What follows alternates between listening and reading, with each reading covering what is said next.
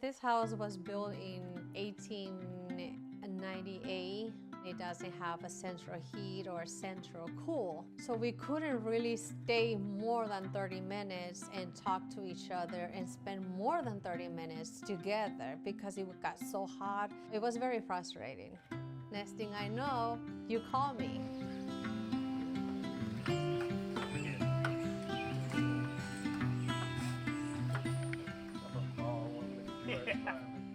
I was very touched. I have no words to be so thankful to all of you for what you have done for us. It's amazing. We got cold air. We finally got cold air. You happy? Yeah. Yes!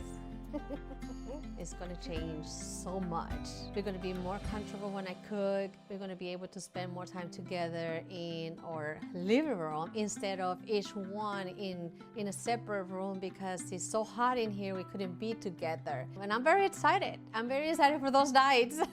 Can you say thank you, Ingrams? Thank you, Ingrams.